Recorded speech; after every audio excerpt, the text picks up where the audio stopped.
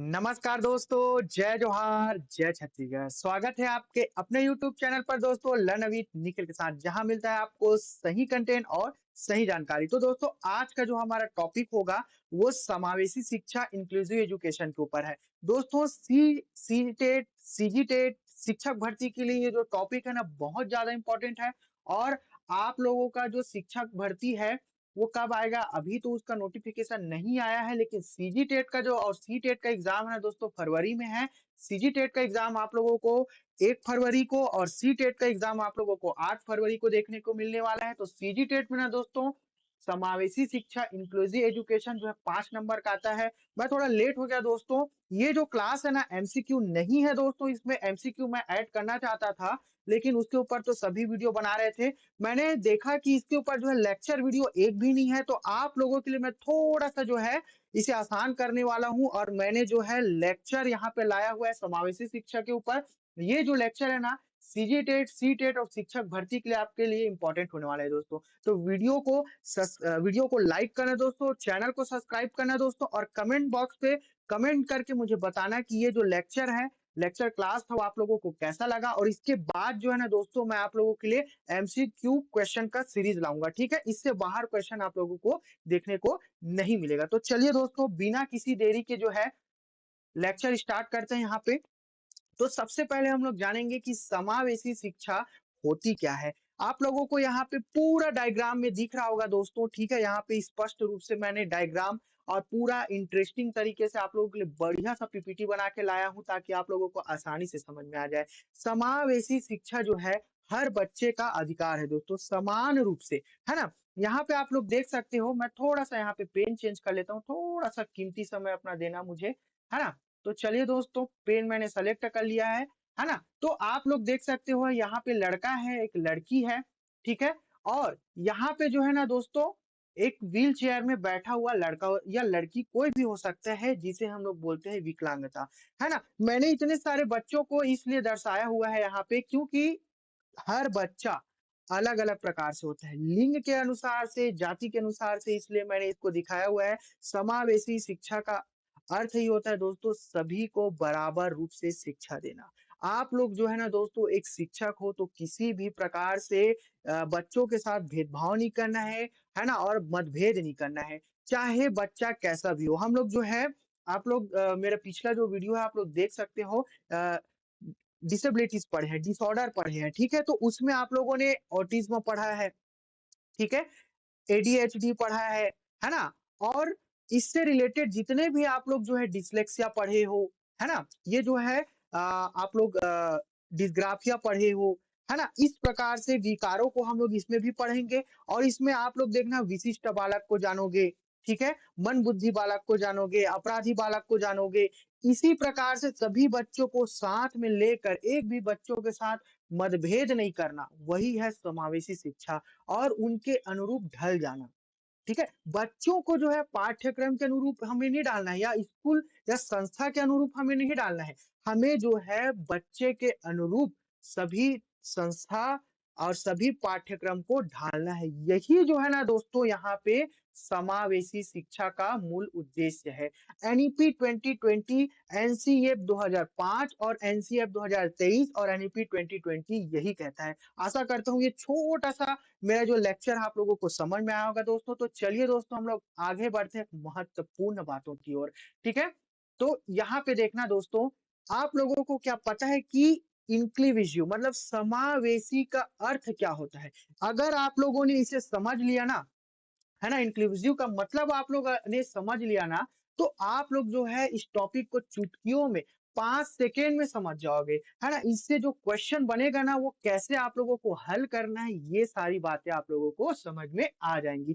तो देखते हैं यहाँ पे आई का मतलब होता है दोस्तों इंटीग्रेटेड, है ना, एकीकृत, ठीक है। इंटीग्रेटेड एकीकृत, आप लोग लाइन से समझते जाना। यहाँ पे एकीकृत फर्स्ट पॉइंट है दोस्तों। इंटीग्रेटेड मतलब आई का मतलब हो गया इंटीग्रेट, है ना, एकीकृत करना। एन का मतलब हो गया नर्चर मतलब पोषण, ठीक है। सी का मतलब हो गया यहाँ दोस्तों क्रिएट मतलब ज्ञान का निर्माण करना। ये आपका फर्स्ट, ये आपका सेकेंड, ये आपका थर्ड, है ना। क्रिएट का मतलब हो गया ज्ञान का निर्माण। एल का मतलब हो गया दोस्तों लव, प्यार, ठीक है?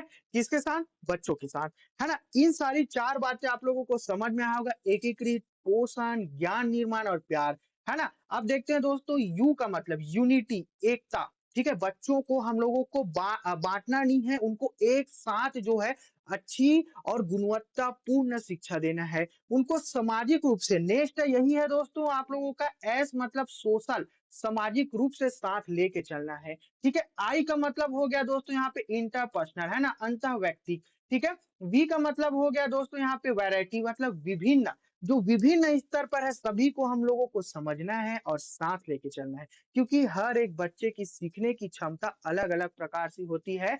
विकास आप लोग सभी जानते हो निरंतर चलने वाली प्रक्रिया है, लेकिन बच्चों कि जो अ, अपनी एक क्षमता होती है दोस्तों सीखने की, उन सभी चीज़ों को समझना आपकी ज़िम्मेदारी है। आप लोग जो है भावी शिक्षक बनने वाले हो, तो यहाँ पे मैं पॉइंट्स लिख देता हूँ। यहाँ पे आई हो गया 7वाँ पॉइंट, 8वाँ हो गया दोस्तों वैरायटी, है ना? यहाँ पे 8वाँ पॉइंट, 9वाँ दोस्तों ई का मतलब होता है प्रोत्साहित करना। सबसे प्रमुख और इम्पोर्टेंट चीज़ होता है एक शिक्षक के लिए बच्चों को प्रोत्साहित करना, उनकी त्रुटियों को जो है गलती ना मानकर, है ना? उनको एक स्वीकार करना कि बच्चे की ये सीखने की एक कला है, ठीक है? बच्चों की सीखने की एक कला है दोस्तों, इसको आप लोगों को स्वीकार करके चलना है। अगर आप लोगों ने इन सभी बातों को याद कर लिया ना, इंक्लूसिव का मतलब मेरा पढ़ाने का मतलब रटाना नहीं है या आप लोगों को नॉलेज देना नहीं है दोस्तों, आप लोग मेरे साथ सीख रहे हो, मैं आप लोगों के साथ सीख रहा हूँ कि आखिर शिक्षा होता क्या है। इस प्रकार से जो है इंटरैक्ट करके हम आपस में सीख रहे हैं, ठीक है दोस्तों? मेरा मतलब मेरा उद्देश्य ये भी नहीं है कि मैं उतना ही पढ़ाऊँ जो एग्ज़ाम में आने के लायक हो। मैं उतना पढ़ाऊँगा जितना आप लोगों को जानने लायक हो। क्योंकि ना दोस्तों आप लोग अगर सिर्फ़ पैसों के लिए शिक्षक बन जाओगे ना, तो जो है शिक्षा व्यवस्था भारत की डूब जाएगी, है ना? या छत्तीसगढ़ की डूब जाएगी। आप लोग अभी हाल-फिलहाल में देख सकते हो, है ना? तो आप लोग जो है अच्छे शिक्षक बनना, तो इन सभी बातों को आप लोगों को ध्यान में रखना है। तो चलिए दोस्तों हम लोग आगे बढ़ते हैं नेक्स्ट स्लाइड में और यहाँ से हम लोग प्रारंभ करते हैं अपना जो है क्रिएटिविटी। ठीक है दोस्तों, आप लोगों के लिए बहुत प्यार से जो है पीपीटी बना के लाया हूँ। अगर कुछ और इसमें खामियाँ होंगी तो आप लोग मुझे कमेंट में बता सकते हो, मैं उसमें सुधार ज़रूर करूँगा। ठीक है? तो चलिए दोस्तों हम लोग आगे बढ़ते हैं। हम लोग चुनौती देखते हैं, ठीक है? शिक्षा में भेदभाव की दीवारें हैं। आप लोग स्कूल में देखे होंगे, है ना? शिक्षा में भेदभाव की दीवारें हैं। मैं आप लोगों को अगर पास्ट में लेके चलूँ, हमारे सबके जो प्रेरणा स्रोत हैं, है ना? डॉक्टर भीमराव अंबेडकर, है ना? डॉक्टर भीमराव अंबेडकर दोस्तों।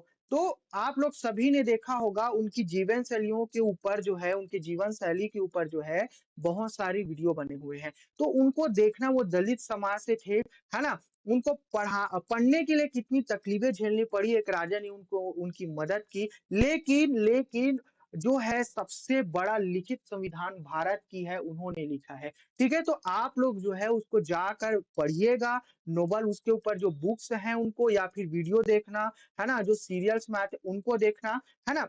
तो जो शिक्षा है ना दोस्तों सभी को नहीं मिलती थी, लड़कियों के साथ भेदभाव होता था, है ना? जाति भेदभाव होता था, तो ये सारी जो चीज़ें हैं ना, चुनौतियाँ जो है बहुत ज़्यादा देखने को मिली है भारत में, ठीक है? स्वतंत्रता के बाद और स्वतंत्रता के पहले भी बहुत ज़्यादा स्वतंत्रता के पहले सबसे ज़्यादा जो है शिक्षा को लेकर भेदभाव बहुत ज़्यादा था। जब बाबा साहब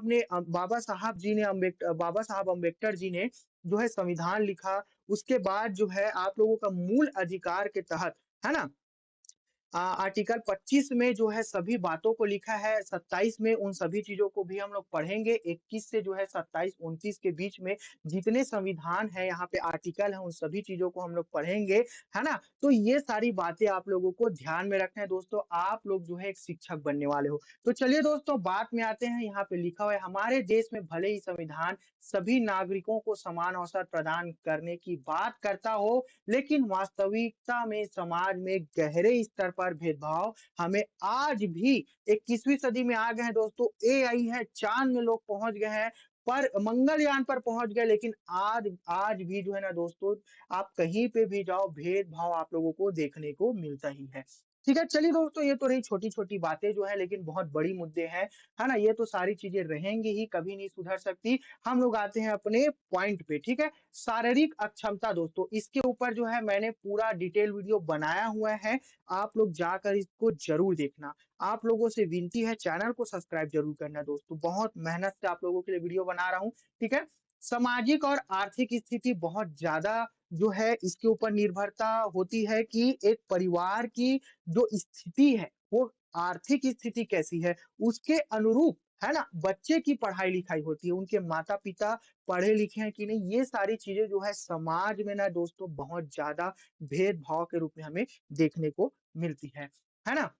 मुझे कमेंट बॉक्स पे ज़रूर बताना दोस्तों कि आपकी कौन-सी पीढ़ी है जो पढ़ी-लिखी है, ठीक है? आप लोग मुझे कमेंट में ज़रूर बताना, ठीक है? सांस्कृतिक यहाँ पे पृष्ठभूमि दोस्तों, बौद्धिक क्षमताएँ के अनुसार है ना, जाति, धर्म, लिंग और भाषा, सबसे ज़्यादा तो बड़ी जो रुकावटें हैं शिक्षा में वो है जाति, धर्म, लिंग में भेदभाव, सबसे ज़्यादा है जाति भेदभाव में, ठीक है? धर्म के बीच जो लड़ाई होती है ना? उसके बीच में और अभी जो है ये जो प्रचलन है ना बहुत ज़्यादा चल रही है, ठीक है? तो ये सारी बातें हम लोग आगे करेंगे। चलिए आगे बढ़ते हैं, आशा करता हूँ ये सारी पॉइंट आप लोग याद ज़रूर रखोगे, बहुत ज़्यादा इम्पोर्टेंट है आपके एग्ज़ाम के तरीके से।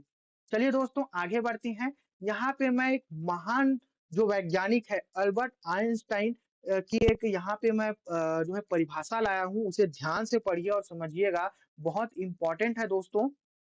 ठीक है?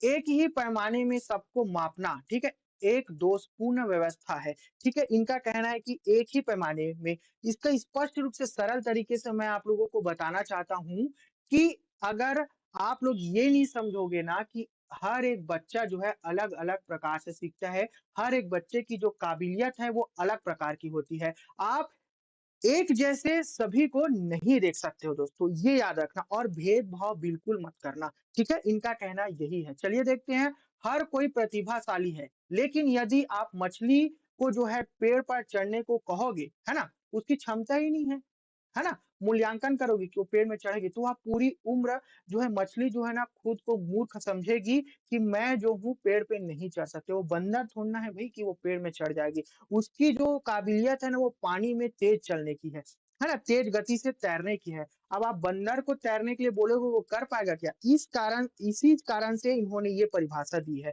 ठीक है? कि हर एक बच्चे की जो काबिलियत है ना वो अलग-अलग प्रकार से है, ठीक है? तो आशा करता हूँ ये पॉइंट आप लोगों को समझ में आया होगा और इससे डायरेक्ट क्वेश्चन आप लोगों के एग्ज़ाम में पूछा जाता है। तो चलिए दोस्तों यह दर्शाता है कि एक मानकीकृत शिक्षा प्रणाली विविध क्षमताओं और प्रतिभाओं को पहचानने में विफल रहती है।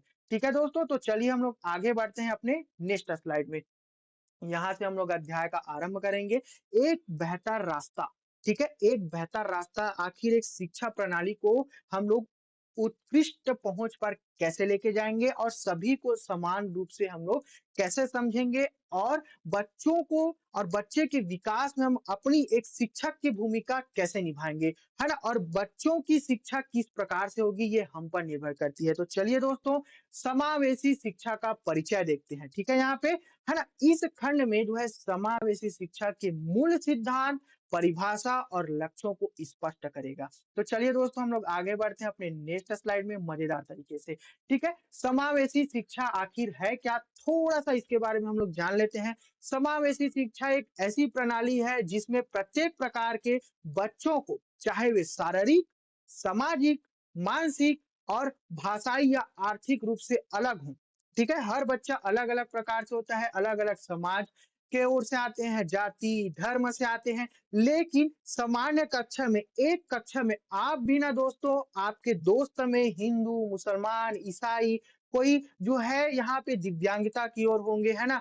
जो है कोई अंधा होगा या फिर किसी के हाथ काम नहीं करते या किसी को अक्षर का ज्ञान नहीं हो पाता, इस प्रकार के आपके मित्रगण वहाँ पे होंगे और आप लोग जो है बचपन में एक साथ ही पढ़े होगे, ठीक है? तो सामान्य कक्षा में जो है एक साथ समान शिक्षा का आप लोगों को अवसर मिला दोस्तों, है ना? अवसर दिया गया ना, आप लोग सभी दोस्त जो है एक साथ मिलकर एक ही क्लास में पढ़े, उसी को कहते हैं हम लोग समावेशी शिक्षा। सबको समान मानकर, है ना? सबको समान मानकर किसी के साथ भेदभाव नहीं किया जाता, उसी को कहते हैं दोस्तों हम लोग समावेशी शिक्षा। इसका जो उद्देश्य है बच्चों को शिक्षा की मुख्य धारा से जोड़ना और उन्हें सम्मानजनक शिक्षा उपलब्ध कराने से है। आशा करता हूँ ये पॉइंट आप लोगों को समझ में आया होगा। ज़िंदगी में आप लोग इस सारी चीज़ों को कभी नहीं भूलोगे दोस्तों।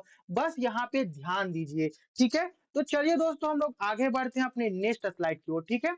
एक बुनियादी बदलाव, है ना? देखते हैं यहाँ पे एक बुनियादी बदलाव समावेशी बनाम एकीकृत शिक्षा। ये किस प्रकार से अपनी भूमिका निभाती है, हम लोग देखते हैं। एक समावेशी शिक्षा है और एक एकीकृत शिक्षा है दोस्तों। दोनों के बीच जो है मैंने अंतर यहाँ पे लाया हुआ है ताकि आप लोग जो है तुलनात्मक अध्ययन से जो है ना आसानी से इन सारी चीज़ों को समझ सको। तुलना हमें कभी नहीं करना है, लेकिन तुलनात्मक अध्ययन ज़रूर करना है अपनी समझ के लिए। बच्चों के साथ हमें तुलना कभी नहीं करना है, भेदभाव कभी नहीं करना है। ठीक है? तो चलिए दोस्तों देखते हैं समावेशी शिक्षा क्यों इम्पोर्टेंट है और ज़रूरी क्यों है, महत्वपूर्ण क्यों है। परिभाषा देखते हैं दोनों का। यह शिक्षा सभी बच्चों को समान अवसर प्रदान करती है। अब देखते हैं एकीकृत शिक्षा का। यह केवल विकलांग बच्चों को सामान्य स्कूल में फिट करने पर जोर देती है दोस्तों, है ना? एकीकृत शिक्षा मतलब इसका अनुरूप है कि आप लोग जो है अगर कोई बच्चा दिव्यांग है ना? विकलांग है, चलिए बोलता हूँ मैं विकलांग है, तो उनको जो है ये वो जो बच्चा है इस स्कूल में नहीं पढ़ सकता, उसके लिए एक अलग स्कूल बनाया गया, ठीक है? तो उसे तो हम लोग जो है अलग तरीके से एक अलग दृष्टिकोण से देख रहे हैं ना, है ना? तो ये जो है समान अवसर कहाँ देना हुआ? ये तो थोड़ा-सा यहाँ पे नेगेटिव पॉइंट है, है ना? गलत है ना? तो चलिए हम लोग आगे देखते हैं दृष्टिकोण, है ना? दोनों के दृष्टिकोण को हम लोग देखेंगे, पारदर्शिता की ओर हम लोग देखते हैं। बच्चे को नहीं बल्कि शिक्षा व्यवस्था को उसके अनुसार बदला जाता है।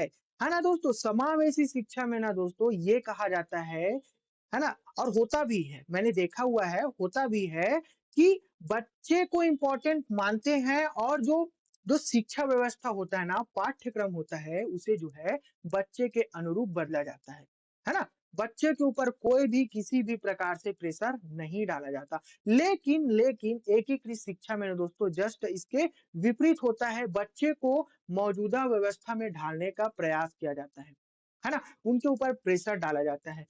और आप लोग देखे होंगे दोस्तों छोटे-छोटे जो बच्चे रहते हैं ना अ, आप लोग नोटिस किए होंगे स्कूल में अपने आस-पास के वातावरण में ही देखना, बच्चों को इतना ज़्यादा होमवर्क दिया जाता है। चलिए ठीक है, दो आप होमवर्क, लेकिन वो जो है रोट लर्निंग और ड्रिल लर्निंग के तहत आता है। उनको आसानी से समझाओ, प्यार से समझाओ, हम लोगों ने इंक्लूसिव का मतलब देखा ना, है ना? लेकिन अभी जो शिक्षा व्यवस्था है ज़रूर हो गया है, लेकिन इसे अभी अमल नहीं किया गया है। आप लोग क्या कहोगे इस टॉपिक के ऊपर? मुझे कमेंट बॉक्स पे कमेंट ज़रूर करना। ठीक है दोस्तों, चलिए आगे बढ़ते हैं। सहायता का तरीका, दोनों का तरीका देखते हैं।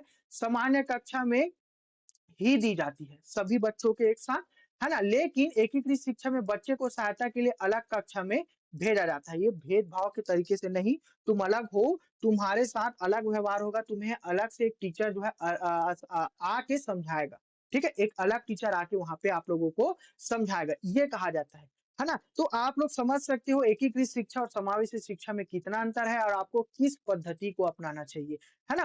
भावना देखते हैं दोनों में। बच्चे को यह महसूस नहीं होने देता कि वह भिन्न है ना? कभी-कभी बच्चों में हीन भावना उत्पन्न हो सकती है। अगर आप लोग जो है आप लोग के बीच में जाति, धर्म या विकलांग बच्चे हैं, तो आप लोग जो है उनको अलग तरीके से ट्रीट करोगे, अलग उनको नहीं हम लोग इस प्रकार के जो प्रकरण हैं वो देखने को भी मिलते हैं, नहीं ये अलग है हमसे, है ना? ये तो अच्छे से पढ़ लिख नहीं सकता, ये तो इस प्रकार से चल नहीं सकता, अच्छे से बोल नहीं सकता, है ना? तो इस प्रकार के जो बच्चे होते हैं ना वहाँ पे भावनात्मक रूप से प्रताड़ित करते हैं। तो हम लोगों को नहीं करना है, हम लोगों को बच्चों को समझाना है ना? एकीकृत शिक्षा में ये अक्सर देखने को मिलता है, लेकिन समावेशी शिक्षा में ना एक माहौल वहाँ पे क्रिएट होते हैं जब सामाजिक रूप से सीखते हैं। आप लोगों को इंक्लूसिव का मतलब है हम लोगों ने एस का मतलब वहाँ पे पढ़ा था, एल का मतलब लॉ पढ़ा हुआ था। तो एक साथ जब बच्चे घुल-मिल कर जब पढ़ते हैं ना वहाँ पे तो सभी का समान दृष्टि से और सम्मान करते हैं दोस्तों वहाँ पे। है ना? तो याद रखना कि समावेशी शिक्षा कितना इम्पोर्टेंट है और इसे इस टॉपिक में जोड़ा क्यों गया है। ठीक है? तो चलिए दोस्तों आशा करता हूँ समझ में आया होगा। आगे बढ़ते हैं यहाँ पे हमारा लक्ष्य समावेशी शिक्षा के उद्देश्य देखते हैं। है ना? बहुत ज़्यादा इम्पोर्टेंट है इसलिए मैंने इस पर वीडियो बना रहा हूँ और अच्छे तरीके से बना रहा हूँ ताकि आप लोगों को आसानी से समझ में आ सके। समानता और समरसता लाना।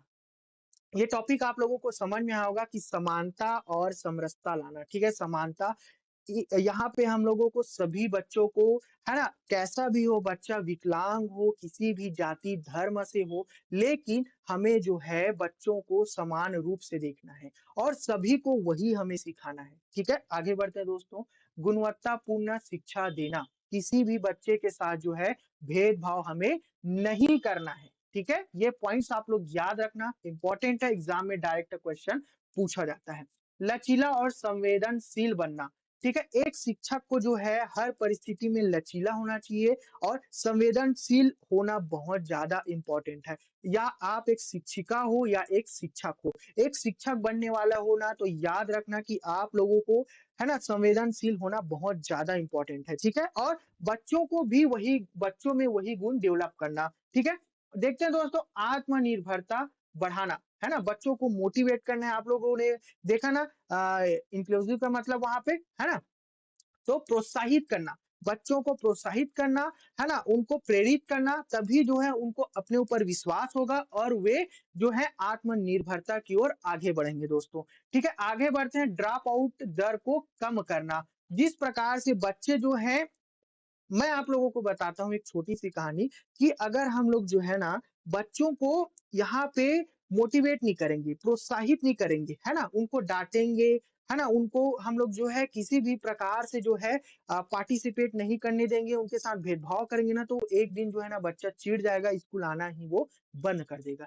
हमें ऐसा नहीं करना है, नहीं तो जो शिक्षा की जो स्थिति है ना, वो और ज़्यादा गिर जाएगी। अभी जो है ना दोस्तों, कोरोना काल के बाद से आप लोग स्कूल में जाके देखना, खास करके लड़के जो है ना बहुत ज्यादा बिगड़ गए हैं, नशा की ओर बहुत ज्यादा अग्रसर हो गए हैं। छोटे छोटे बच्चे जो है सिगरेट, है ना, शराब और जो तंबाकू है उनका सेवन करना प्रारंभ कर दी है। ये जो है, मैं नहीं कहूंगा कि कोरोना काल से है, ये जो है शिक्षा पद्धति कमजोर होने के कारण है ना, उनको अवेयरनेस नहीं किया गया।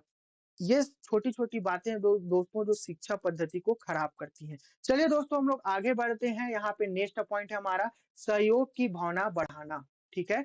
हम लोगों को जो है बच्चे को जो है आपस में, समावेशी शिक्षा का अर्थ ही होता है सभी बच्चों को आपस में जोड़ना, उनको ग्रुप में डिवाइड करना और ग्रुप में कैसे काम किया जाता है, सामाजिक रूप से काम कैसे किया जाता है, इन सभी चीज़ों को बच्चों को सिखाना।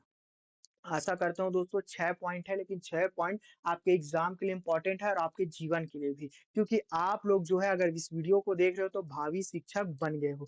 तो चलिए दोस्तों, हम लोग आगे बढ़ते हैं अपने नेक्स्ट पॉइंट की ओर, है ना, सिद्धांत से अभ्यास तक समावेशी शिक्षा का निर्माण, है ना, सिद्धांत से अभ्यास तक समावेशी कक्षा का निर्माण। सॉरी दोस्तों, थोड़ा सा यहाँ पे जो है दिक्कत होता है पेन चलाने में मुझे, है ना? देखते हैं यहाँ पे, सिद्धांत से अभ्यास तक समावेशी कक्षा का निर्माण, एक समावेशी कक्षा। हम लोग अब जान गए सिद्धांत, सारी सिद्धांतों को हम लोगों ने समझ लिया। तो क्या हम लोग जो है किताबी ज्ञान तक यहाँ पे सीमित हो जाएंगे कि हाँ, समावेशी शिक्षा ऐसा होता है, हम लोगों ने तो बीएड और डीएलएड में ऐसा ऐसा पढ़ा था, हाँ, तो बस वहीं तक सीमित हो गए, अपने तक सीमित हो गए, है ना, जान लिए, एग्जाम पास कर लिए और यहाँ पे टीचर बन गए, तो आप लोगों ने समावेशी शिक्षा को जान लिया, है ना?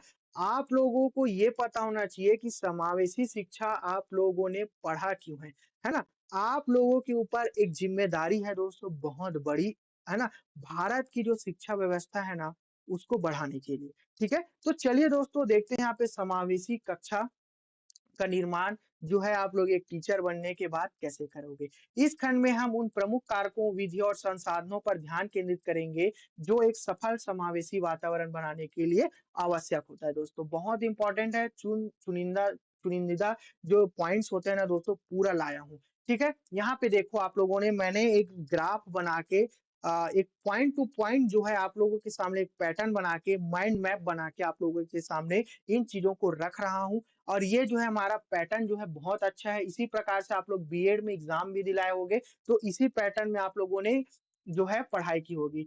चलिए दोस्तों, एक फ्लो चार्ट के माध्यम से समझते हैं सफल समावेशन होता क्या है। ठीक है, यहाँ पे मैं पेन जो है चेंज कर लेता हूँ, पिंक कलर ले लेते हैं। ठीक है, चलिए दोस्तों, है ना, तो एक सफल जो समावेशन होता है ना दोस्तों, वो होता क्या है, चलिए देखते हैं। पहला देखते हैं यहाँ पे, विद्यार्थियों में विविधता, है ना, आप लोग जो है कि स्कूल में जाओगे, एक अलग क्षेत्र में जाओगे या केवीएस में, एनवीएस में, है ना? या ईएमआरएस में जाओगे या फिर आप लोग जो है स्टेट में जैसे कि छत्तीसगढ़ में ही टीचिंग कर रहे हो, जैसे आप बिहार में, झारखंड में, है ना? यहाँ चले गए या उत्तर प्रदेश में आप लोगों ने गवर्नमेंट जॉब ले लिया। तो इस प्रकार से अलग-अलग विविधता के बच्चे आप लोगों को देखने को मिलेगा वहाँ पे। हर छात्र की अनूठी ज़रूरतों को हम लोगों को लेकिन वहाँ पे समझना है ना? उनकी जो भाषा है, उनकी बोली है, उनका जो क्षेत्रीय वातावरण है, उसके अनुसार हमें ढलना है और एनईपी 2020 कहता है कि बाइलिंगुअलिज्म जो जानते हो ना आप लोग, है ना? बहुभाषिकता, है ना? तो उसमें जो है हमें ढलना है। आपको जो भाषा है इंग्लिश, है ना? क्षेत्रीय भाषा आप लोगों को आना है और हिंदी भी आपको आनी चाहिए, इंग्लिश भी आपको आनी चाहिए और जिस क्षेत्र में आप लोग गवर्नमेंट जॉब लेके जा रहे हो ना, उसके अनुसार जो है आप लोगों को ढलना है, ठीक है? और क्षेत्रीय भाषा आप लोगों के लिए इम्पोर्टेंट है दोस्तों क्योंकि मातृभाषा जो होता है मतलब क्षेत्रीय भाषा बच्चों की, है ना? तो उसके अनुसार हमें जो है शिक्षा उन लोगों को देना है, ये मैं नहीं, ये एनईपी 2020 आप लोगों को कहता है। चलिए दोस्तों देखते हैं यहाँ पे शिक्षक की तैयारी। ये हमारा फर्स्ट पॉइंट हो गया। ये सेकंड शिक्षक की तैयारी है ना, शिक्षकों को प्रशिक्षित करना और सही दृष्टिकोण विकसित करना बहुत ज्यादा इंपॉर्टेंट है। मैंने इसके बारे में आप लोगों को पढ़ाया। ठीक है, तीसरा पॉइंट है यहाँ पे दोस्तों सहायक सेवाएं, मनोवैज्ञानिक, आइडियोलॉजिस्ट और फिजियोथेरेपिस्ट जैसे विशेषज्ञों की उपलब्धता होनी ही चाहिए। आप लोग जो है अभी जो है ईएमआरएस, केवीएस और एनवीएस का जब एग्जाम दिला होगे तो उसमें पोस्ट लिस्ट में देखे होंगे कि मनोवैज्ञानिक, आइडियोलॉजिस्ट, फिजियोथेरेपी सॉरी यहाँ पे फिजियो फिजियोथेरेपिस्ट, है ना? फिजियोथेरेपिस्ट और यहाँ पे नर्सिंग के पोस्ट आप लोगों को देखने को मिला होगा दोस्तों। तो ये बहुत ज्यादा इंपॉर्टेंट होता है। ठीक है, तो चलिए दोस्तों हम लोग अपना चौथा पॉइंट देखते हैं, मूल्यांकन प्रणाली। लचीली और वैकल्पिक मूल्यांकन विधियों का उपयोग करते हैं। ठीक है ना? मूल्यांकन ऐसा नहीं होना चाहिए कि बच्चों को सिर्फ अंक के आधार पे हम उनके अनुरूप चले या वो हमारे अनुरूप चले, है ना? मूल्यांकन का जो रूप होगा ना दोस्तों, वो सभी चीजों को लेकर, है ना, आकलन करने हैं हमको, ठीक है?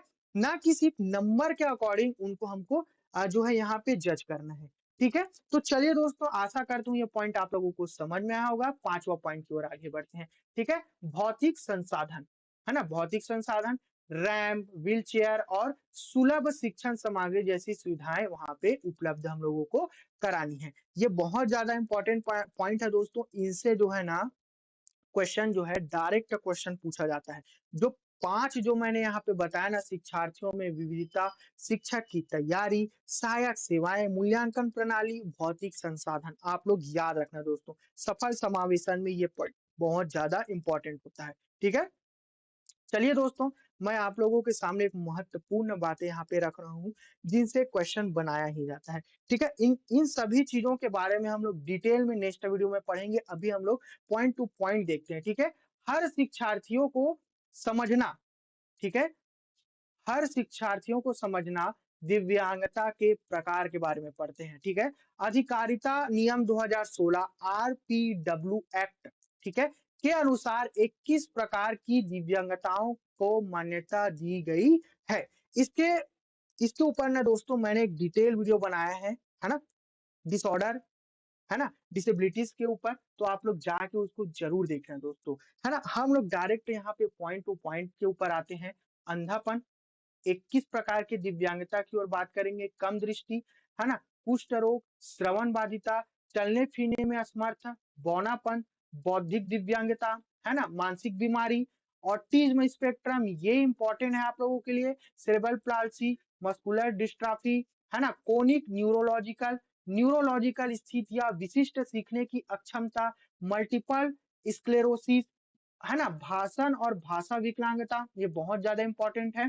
ठीक है, थैलेसीमिया, हिमोफीलिया, सिकिल सेल रोग, है ना, एसिड अटैक पीड़ित, है ना, पार्किंसंस रोग, है ना, पार्किंसंस रोग, और यहाँ पे है बहुदिव्यांगता की ओर, है ना दोस्तों। इसमें जो है सरकार ने कहा हुआ है ना, इसमें सरकार जो है उन्होंने कहा हुआ है कि अगर विकलांगता और बढ़ी तो हम उसे ऐड कर सकते हैं, ठीक है? तो आशा करता हूँ ये सारी जो चीज़ों के ऊपर जो है मैंने पूरा डिटेल वीडियो बनाया है, आप लोग जाकर ज़रूर देखना। सी-टेट हो या सी-जी-टेट हो, तो मैंने यहाँ पे प्रमुख रूप से जो बातें यहाँ पे बताई है ना, यहाँ पे बोला जिनके ऊपर किया है, इन्हीं से रिलेटेड क्वेश्चन आप लोगों को देखने को मिलेगा। बाकी जो है क्वेश्चन नहीं पूछा जाता दोस्तों, ठीक है?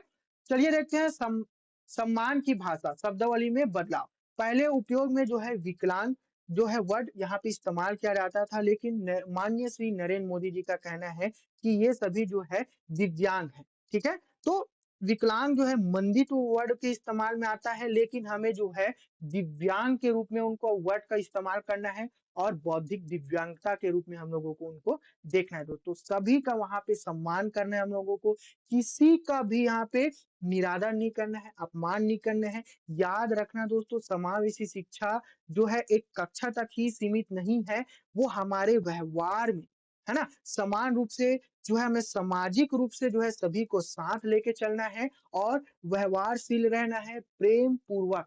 हमें वही चीज़ सिखाता है दोस्तों, किसी को भी नीचा हमें नहीं दिखाना है, सभी को प्रोत्साहित करके चलना है और सभी को साथ लेके चलना है। यही जो है समावेशी शिक्षा का मूल मंत्र है।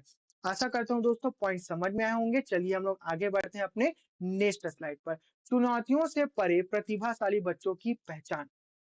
अब यहाँ से जो है बहुत ज़्यादा इम्पोर्टेंट पॉइंट्स स्टार्ट हो जाते हैं, ठीक है? तो चलिए देखते हैं दोस्तों, समावेशी शिक्षा का अर्थ केवल विशेष आवश्यकताओं वाले बच्चों पर ध्यान देना नहीं है, बल्कि असाधारण प्रतिभा वाले बच्चों को भी पहचानना और पोषित करना इम्पोर्टेंट है दोस्तों। गिफ्टेड बच्चे जो है आईक्यू लेवल 120, 140, हाई गिफ्टेड जो आईक्यू लेवल जो होता है ना दोस्तों 140 प्लस होता है। इसके ऊपर जो है ये बौद्धिक, है ना, इंटेलिजेंस के ऊपर जो है इससे क्वेश्चन बनाया जाता है। मैंने आप लोगों के लिए सॉरी आप लोगों के लिए मैंने डिटेल वीडियो बनाया है, जाकर उसे जरूर एक बार देखना है दोस्तों, ठीक है? देखते हैं दोस्तों यहाँ पे प्रमुख विशेषताएं, है ना? बौद्धिक तीव्र बोध, गहरी समझ और तार्किक क्षमता, ये विशिष्ट बच्चों वालों के लिए है, ठीक है? विशिष्ट बालक के लिए बहुत ज्यादा इंपॉर्टेंट टॉपिक है दोस्तों, है ना? इनसे क्वेश्चन जो है आप लोगों को बनाया ही जाएगा, ठीक है? रचनात्मक कल्पनाशीलता, नए विचार प्रयोग करने की प्रवृत्ति उनमें होती है। देखते हैं यहाँ पे सामाजिक नेतृत्व क्षमता वाले होते हैं, सहयोगी होते हैं और व्यवहार कुशल होते हैं। तार्किक देखो, अमूर्त और प्रतीकात्मक चिंतन में विशेष योग्यता रखते हैं दोस्तों। इनसे जो है ये जो मैंने पॉइंट लाया हुआ है ना, डायरेक्ट इन सभी पॉइंट से जो है ना दोस्तों डायरेक्ट क्वेश्चन आप लोगों को देखने को मिलने वाला है, ठीक है? तो याद रखना हर एक पॉइंट जो है इंपॉर्टेंट है, एग्जाम में आया हुआ है। इस कारण से मैंने इन सभी पॉइंट्स को यहाँ पे लिया हुआ है दोस्तों। तो चलिए हम लोग आगे बढ़ते हैं नेक्स्ट टॉपिक की ओर। शिक्षक की टूल किट, समावेशी कक्षा के लिए विधियों और उपकरण। एक शिक्षक के लिए क्या होना चाहिए, है ना? किस सामग्री का उपयोग करना है, कैसे करना है, उसके बारे में आप लोगों को जानना जरूरी है, एग्जाम में पूछा जाता है, ठीक है? पाठ्यक्रम का अनुकूलन किस प्रकार, विषय वस्तु को सरल से कठिन की ओर संगठित करना एक शिक्षक की पहले जिम्मेदारी होती है। प्रयोजना विधि, है ना? यहाँ पे देखते हैं प्रयोजना विधि, बच्चों को करके सीखने के अवसर देना, क्योंकि एक्टिव लर्निंग के रूप में जो है एनईपी 2020 कहता है, एनसीएफ 2005 कहता है और एनसीएफ 2023 भी यही कहता है। तो है ना, बच्चों को करके सीखने, किसका सिद्धांत था? जीन पियाजे का, ठीक है? जीन पियाजे ने कहा है कि बच्चे जो है एक्टिव लर्नर है ना? यहाँ पे जो है जॉन डीवी ने कहा था कि बच्चे करके सीखते हैं, लर्निंग बाय डूइंग, है ना? और आसपास के जितने परिवेश है, सामाजिक, भाषिक, है ना, ये सारी बातों को किसने कहा सीखते हैं बच्चे करके? लेव आयवर्स्की ने। मैंने प्रमुख यहाँ पे मनोवैज्ञानिकों का नाम बताया, बहुत ज्यादा इंपॉर्टेंट है दोस्तों। मैंने उसके ऊपर जो है लेक्चर बनाया हुआ है, आप लोग जाकर जरूर देखना, ठीक है? अब देखते हैं हम लोग करके सीखना। क्रियात्मक शिक्षण जिससे अधिगम स्थायी होता है, बहुत ज्यादा इंपॉर्टेंट पॉइंट है और इससे क्वेश्चन बनते ही है। व्यक्तिगत शिक्षण, हर बच्चे की रुचि व क्षमता के अनुसार व्यक्तिगत मार्गदर्शन देना, क्योंकि ना दोस्तों हर बच्चा जो है वो अलग होता है, उसकी जो प्रतिभाएं होती है वो अलग प्रकार की होती है, उनको हमें पहचानना है और उस बच्चे को सिखाना कैसे ये हम पर डिपेंड करता है। तो एक शिक्षक को जो है ये सारी बातें आनी चाहिए, है ना? चलिए दोस्तों हम लोग आगे बढ़ते हैं। अब यहाँ पे सहायक सामग्री व उपकरण, ब्रेल लिपि, ऑडियो किताबें, व्हील चेयर, है ना, स्लोप रैम जैसे संसाधनों का उपयोग, ठीक है? तो आपके स्कूल में ये सारी चीजें जो होना चाहिए और ये सारी जो टूल किट है ना, एक बच्चों को प्रोवाइड करती है सरकार, ठीक है ना? जहाँ बच्चे जो है दिव्यांग होते हैं, उनके अनुसार इन सारी चीज़ों को वहाँ पे जो है प्रोवाइड किए जाते हैं दोस्तों, ठीक है? हर बच्चा जो है यहाँ पे ख़ास है, यही जो है समावेशी शिक्षा हमें बताती है ना दोस्तों? एनईपी 2020 कहता है कि अब जो है बाल केंद्रित शिक्षा होगा, मतलब बालक ही भगवान होंगे एक शिक्षक के लिए और एक शिक्षक जो है ना फैसिलिटर, है ना? फैसिलिटर के रूप में वहाँ पे होगा, बस इतना आप लोग जान लोगे तो आप लोगों के लिए बहुत ज़्यादा महत्वपूर्ण हो जाएगा ज़िंदगी में, ठीक है? तो चलिए दोस्तों हम लोग आगे बढ़ते हैं नेक्स्ट स्लाइड की ओर। शिक्षक की नई भूमिका क्या है ना? अभी जो 26 चल रहा है, ठीक है? एक 21वीं सदी चल रहा है यहाँ पे, 21वीं सदी में एक जो शिक्षक की जो भूमिका है ना, वो क्या है? उसके बारे में जानना आप लोगों को बहुत ज़रूरी है, क्योंकि आप जो हो अब एक शिक्षक बनने वाले हो दोस्तों या बन गए हो, है ना? आपकी शिक्षक बनने की कहानी जो है अभी से स्टार्ट हो गई है, जब से आप लोगों ने इस समावेशी कक्षा के जो लेक्चर को आप लोग अटेंड कर रहे हो ना वहीं से आप लोग बन गए हो दोस्तों। इतने देर तक अगर आप लोगों ने इस लेक्चर को सुना है तो आप लोग जो है एक शिक्षक बन गए हो, ठीक है? तो देखते हैं दोस्तों यहाँ पे एक शिक्षक की भूमिका क्या है प्रेरक और सहयोगी रूप से, ठीक है? एक समावेशी कक्षा में शिक्षक केवल ज्ञान देने वाला नहीं बल्कि एक मार्गदर्शक, मित्र और परामर्शदाता होता है। आप लोग जो है ना दोस्तों छोटे-छोटे बच्चों के साथ, है ना? उनके साथ घुल-मिल जाओगे, मित्र के रूप में व्यवहार करोगे, ठीक है? एक मार्गदर्शक के रूप में उनको सही गाइडलाइन दोगे। जिस प्रकार से भगवान कृष्ण ने अर्जुन को मार्गदर्शन दिया था, है ना? एक मित्र के रूप में, ज़रूरत पड़ी तो गुरु के रूप में, है ना? और जब उनको सच में मार्गदर्शन और एक परामर्शदाता जब सबसे ज़्यादा कठिन समय में वो जब थे ना, तब उनके सहायता किए। तो इसी प्रकार से जो है ना दोस्तों एक शिक्षक को भी है ना? बच्चों के साथ मार्गदर्शक एक फैसिलिटर के रूप में होना चाहिए, ठीक है? क्योंकि जो है आप लोग सभी जानते हो कि एडोलसेंस है ना? मतलब कि किशोरावस्था, किशोरावस्था जो है इसको भी हम लोग अच्छे से डिटेल में पढ़ेंगे। मैं छोटा-सा पॉइंट बता रहा हूँ, किशोरावस्था में हार्मोनल चेंजेस होते हैं, तूफ़ान का एज कहा जाता है, जिसमें एक शिक्षक की भूमिका सबसे महत्वपूर्ण हो जाती है दोस्तों, ठीक है? तो चलिए तो देखते हैं यहाँ पे धैर्य और सहानुभूति रखना। सभी बच्चों की विशेष आवश्यकताओं को यहाँ पे समझना बहुत इम्पोर्टेंट है। लचीलापन, शिक्षण विधियों को छात्रों के अनुसार बदलना, ठीक है? सकारात्मक दृष्टिकोण, हर बच्चे की क्षमता में विश्वास करना, ठीक है? सहयोगी भूमिका, माता-पिता और अन्य विशेषज्ञों के साथ मिलकर काम करना। ठीक है? ये सारी जो चीज़ें हैं ना दोस्तों इम्पोर्टेंट है आपके एग्ज़ाम से रिलेटेड और आपके जीवन से रिलेटेड अगर आप एक शिक्षक बनना चाहते हो, तो इसे नोट डाउन ज़रूर कर लेना। तो चलिए दोस्तों हम लोग आगे बढ़ते हैं अपने नेक्स्ट स्लाइड में, मूल्यांकन का नया दृष्टिकोण, है ना? पहले जो मूल्यांकन था, वो तो सिर्फ़ नंबर पद्धति पर था, नंबर नहीं लाओगे तो मार खाओगे, है ना? अक्सर जो है टीचर ऐसे ही करते थे, मेरे साथ ये चीज़ हुआ है, मैंने स्केल रूल में बहुत ज़्यादा मार खाया है। लेकिन अभी मैं आप लोगों के सामने जो है पढ़ा भी रहा हूँ, ठीक है? कुछ जो अनुशासन होती है, वो अच्छी भी होती है ना? अब इसके ऊपर हम लोग बाद में चर्चा करेंगे। रोट लर्निंग और ड्रिल लर्निंग हम लोगों को अब नहीं करना है ना? मूल्यांकन का जो नया दृष्टिकोण है, उसको हम लोगों को लेके चलना है। किस प्रकार से? चलिए देखते हैं दोस्तों। क्षमता को आँकना, कमियों को नहीं। क्षमता को हमें आँकना है, कमियों को नहीं। उनमें प्रतिभा क्या है ना? हर एक बच्चा अलग-अलग प्रकार से होता है, क्यों होता है? ठीक है? उनमें खास बातें क्या हैं? चलिए देखते हैं दोस्तों, पारंपरिक परीक्षा प्रणाली अक्सर बच्चों को वास्तविक क्षमता को मापने में विफल रहती है, ठीक है? पारंपरिक पद्धति आप लोग उस एज से गुज़र के आए हो, तो आप लोग जो है पारंपरिक जो पद्धति है, उसको अच्छे तरीके से जानते होंगे, ठीक है? समावेशी शिक्षा की ओर हम लोग कैसे आगे बढ़ते हैं, उस पॉइंट की ओर हम लोग आते हैं दोस्तों। तो चलिए देखते हैं वैकल्पिक मूल्यांकन, जैसे पोर्टफोलियो, प्रोजेक्ट आधारित कार्य और सामूहिक कार्य। सीधी-सीधी सी लाइन है, आप लोग इसे आसानी से समझ सकते हो। सतत और व्यापक मूल्यांकन दोस्तों कंटीन्यूअस है ना? बीच-बीच में बच्चों को प्रोत्साहित करना और वो जो क्या सीख रहे हैं और तुरंत ही, है ना? तुरंत ही उस बच्चे हाँ, इसमें थोड़ा-सा गलती हुआ है, नहीं, ठीक है आप गलती कर रहे हो, आप लोग इसे ऐसे बना सकते हो, ठीक है? इसे इस तरीके से, है ना? इसको कहते हैं सतत और व्यापक मूल्यांकन। सीखने की प्रक्रिया का निरंतर मूल्यांकन करना दोस्तों। आशा करता हूँ ये पॉइंट आप लोगों को समझ में आया होगा। बुद्धि परीक्षण, शाब्दिक और अशाब्दिक परीक्षणों का उपयोग बच्चों की मानसिक क्षमता को समझने के लिए किया जाता है, ठीक है? शाब्दिक और अशाब्दिक, है ना? उपलब्धि परीक्षण, यह देखने के लिए कि बच्चे ने किसी विषय में कितना सीखा है ना? उपलब्धि परीक्षण कि अब जैसे कि मैं आप लोगों को यहाँ पे समावेशी शिक्षा सिखा रहा हूँ, छोटी-सी बात है ना? मैं यहाँ पे जो है एमसीक्यू क्वेश्चन लाऊँगा उपलब्धि परीक्षण करने के लिए। आप लोग जो है कमेंट बॉक्स पे कमेंट करते जाना कि मुझे बताना कि आपका स्कोर कितना आया। तो मैं यहाँ पे क्या कर रहा हूँ आप लोगों की कि आप लोग जो है समावेशी शिक्षा में कितने पॉइंट को समझे और किस प्रकार से समझे। आप आंसर किस प्रकार से दे रहे हो, आपका स्कोर क्या रहा है ना? तो इस प्रकार से जो है आप लोग जो है बच्चों की उपलब्धि परीक्षण करोगे। आशा करता हूँ ये सारी पॉइंट आप लोगों को समझ में आया होगा दोस्तों। चलिए हम लोग आगे बढ़ते हैं यहाँ पे।